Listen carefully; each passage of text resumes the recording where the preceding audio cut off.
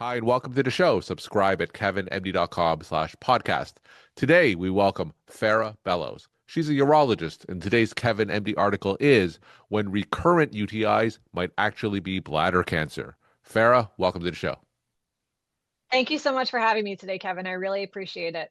All right, so let's briefly share your story, and then we'll jump right into the article that you wrote for us today. Great. So I am a general urologist. I am just past my 10-year work anniversary as an attending urologist. I practiced in Columbus, Ohio for many years, and now I'm practicing back on the East Coast where I'm from. All right, excellent. And you start your Kevin MD article with a case. So tell us about that case and what did it lead to? Yeah, so this lovely woman is an unfortunate situation that I've seen before, and I really wanted to make sure that the public and especially our medical community is aware of this as a potential situation. So this lovely woman who had had pelvic radiation before, she had risk factors for bladder cancer, had been treated for urinary tract infections for years by her primary care doctor, and she had never seen a urologist before. When I sat down with her and I heard her story and I looked at her imaging, I knew exactly what it was. I knew this was bladder cancer and that this had been going on for years, most likely. In fact, the pathology is a very aggressive pathology. I did eventually biopsy her, and it's just a kind of a cautionary tale for primary care providers, for general practitioners, for other urologists, anyone who's seeing patients who may report urinary symptoms, to keep this diagnosis in the back of their mind. So when you said that you reviewed this case and you said that you almost knew immediately it was bladder cancer. So what about that Hmm. case led you to that conclusion? That's a great question. The most important thing for this woman was that she had been experiencing visible blood in her urine, recurrent, ongoing for many years, despite multiple courses of antibiotics. And it's a misconception that this is a UTI, which is a very common diagnosis, but we can't forget about our differential diagnosis, which also includes bladder cancer, bladder stones, kidney stones, overactive bladder. The list goes on and on. Unfortunately, in this situation, it turned out to be bladder cancer, but this is a life-threatening situation. So it's important to pass that on to other doctors.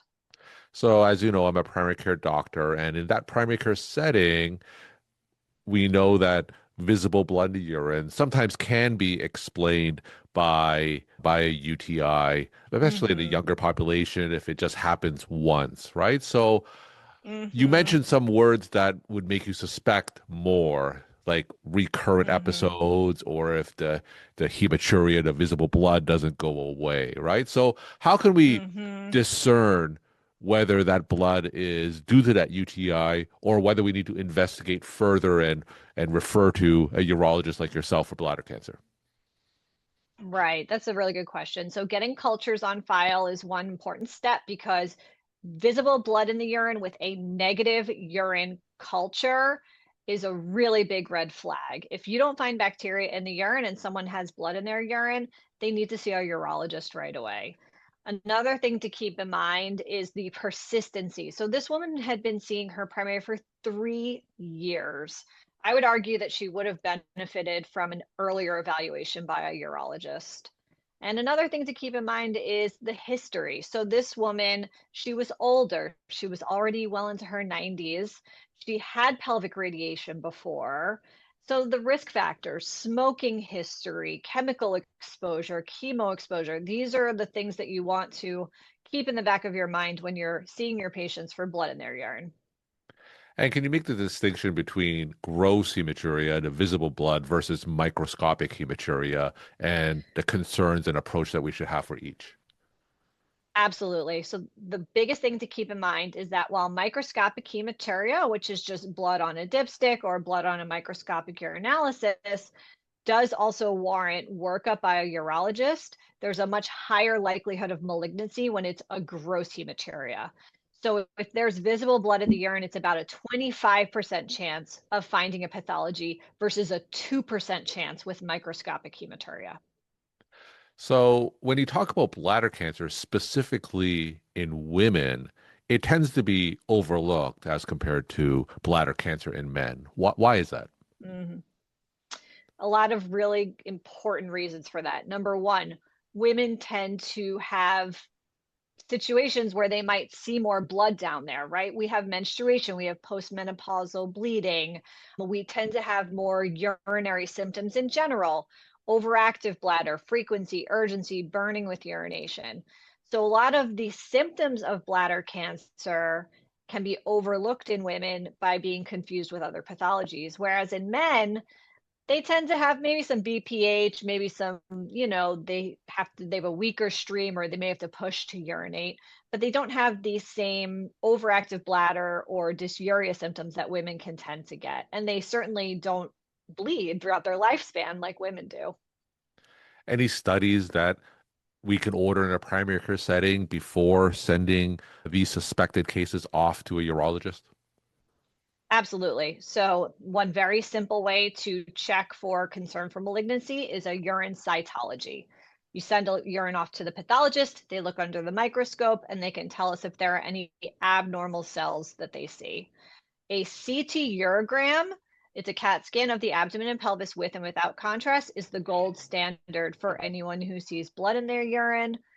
For younger patients, you may want to consider a simple ultrasound of the kidneys and bladder, but that CT urogram, as long as their renal function's acceptable and they're not allergic to IV contrast, that's the gold standard for blood in the urine. And when we send patients to you, just tell us your workflow, your diagnostic approach when you first see these patients that we refer to you. Sure. So we have the patients come in. Pretty much everyone provides a urine sample. We check it here in the office. If they have urinary issues like frequency, urgency, or they feel like they're not emptying well, we'll do a simple bladder scan to check a residual. We get a full history. We'll do an exam. For men, I certainly make sure that there's a PSA on file if they're appropriate screening age. And then it's a very simple set of tests. For microscopic hematuria, as long as they're under the age of 60, I'll order a renal bladder ultrasound and bring them back for a cystoscopy. If they're over 60 and they meet the criteria, I'll get a CT urogram and bring them back for a cystoscopy.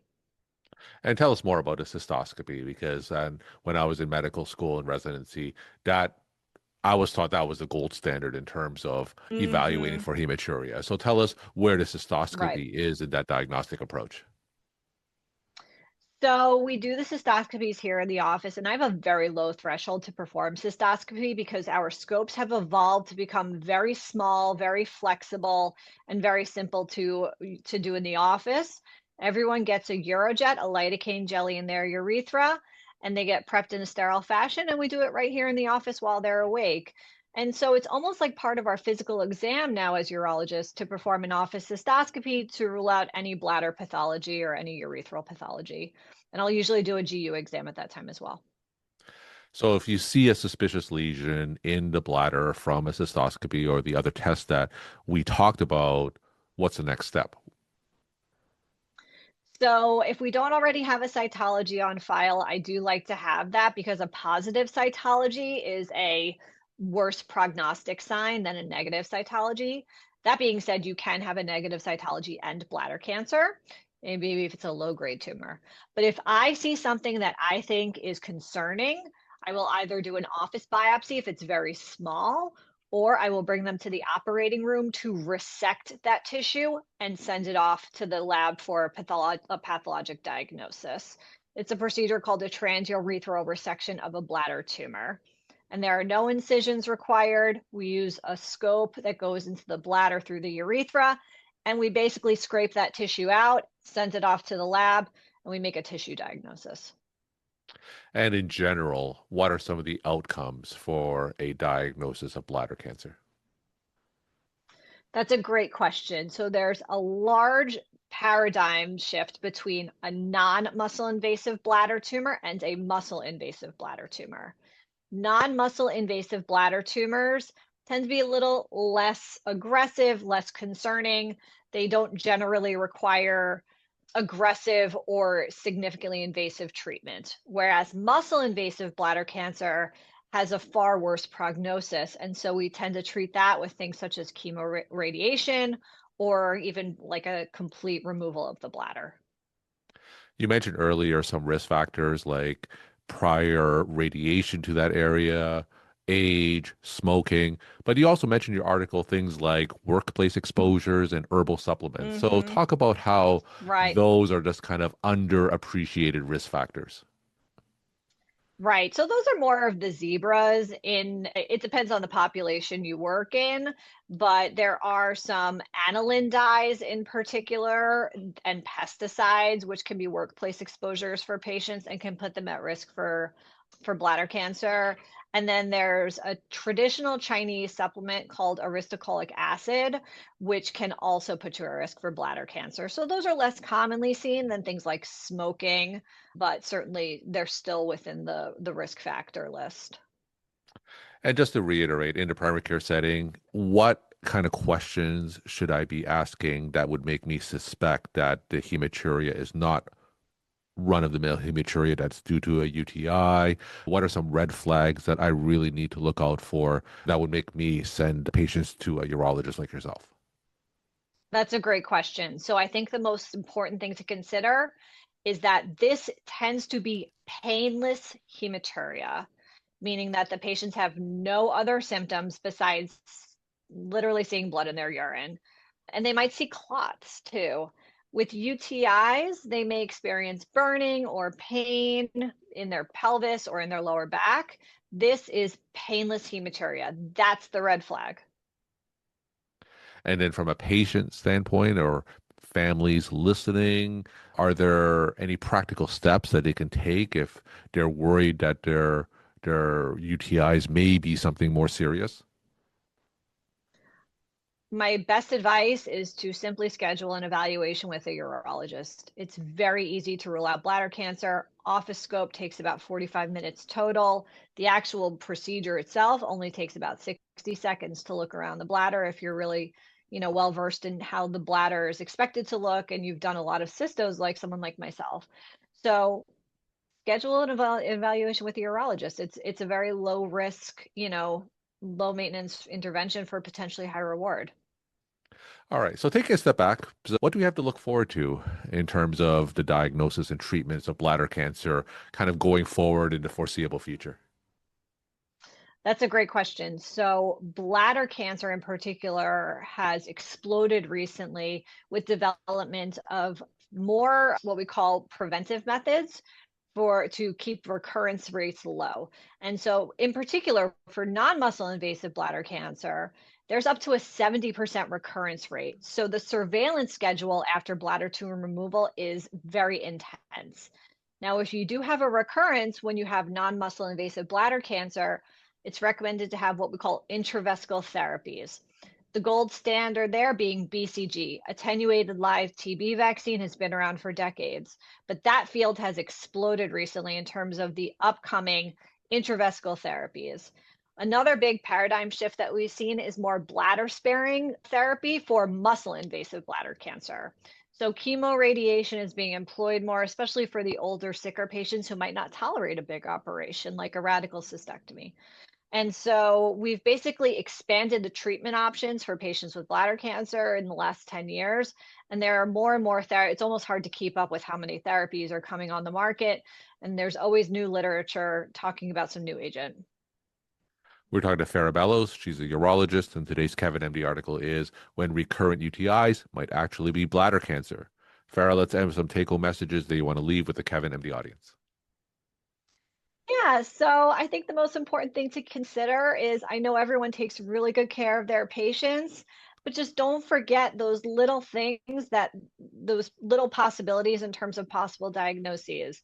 If a woman is you're seeing blood in her urine, they certainly warrant a further evaluation. We know that women tend to be diagnosed with bladder cancer at more aggressive stages and later, and they have higher mortality rates. And it may be because it's simply overlooked or thought about as a different type of pathology. But just having a really low threshold to have your patient see a urologist, get evaluated properly, I think is really important. Farah, thank you so much for sharing your perspective and insight. Thanks again for coming on the show. Thanks so much for having me. I really appreciate it.